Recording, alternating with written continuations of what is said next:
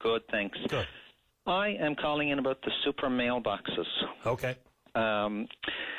First of all, I think a number of the provincial members are now getting calls from constituents talking about mailboxes being located on or very near their properties, in front of their properties. I'd like to know what process Canada Post used to determine where these mailboxes are going. And I'll give one example. Got a call from somebody who the mailboxes are going to be located at the near their property on Old Topsail Road, and their suggestion was that there's a piece of property just further down the road, which is municipal property, which would probably be a much better location. Old Topsail Road is very narrow. If you're getting 90 mailboxes in this super mailbox configuration, you're getting 90 cars on a regular basis trying to pull in on Old Topsail Road. It's probably a driving hazard. They've already put speed bumps and traffic measures on Old Topsail Road. That's just one example of where there may be a better location.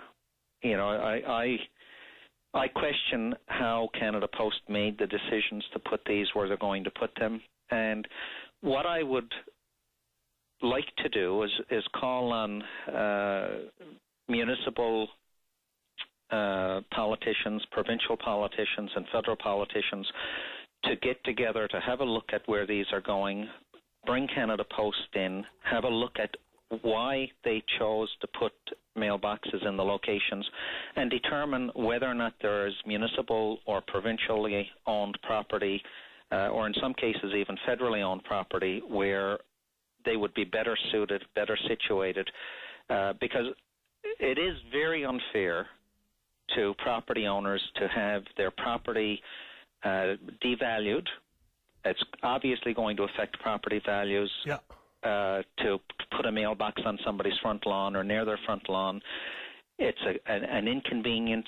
The property owner will be responsible for picking up flyers and other materials that people chose not to take and discard. And I can't believe in this day and age that people litter so freely at these super mailboxes, but it does happen. It happens. So they come with a host of problems.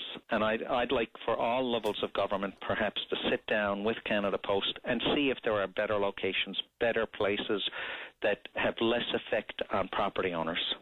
Yeah, and I guess that's fair, right? I mean, if we know what's going on, we know the plan and the rationale behind the location of the mailboxes, people would be probably less likely to react as they are today. Same thing with communication on any front, whether it be a ferry delay or something else from a government service. Effective communication really does bring down the emotional response to stuff.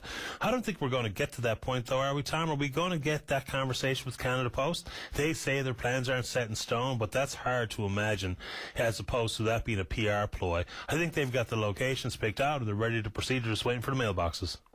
Well, I agree with you. I think they've got the locations picked out. People are getting notifications that the locations are chosen. But I think it's a very unfair process, and I think maybe there's a better way we can do this. And I don't think it's too late for Canada Post to reevaluate some of these locations and work in consultation with all levels of government to see maybe if there are alternative locations. Yeah, I mean, that just makes a bit of sense. We're off to the news, Tom. Anything else quick? No, that's great. I appreciate your time, Paddy. Appreciate yours. All the best. Thank you. Bye-bye.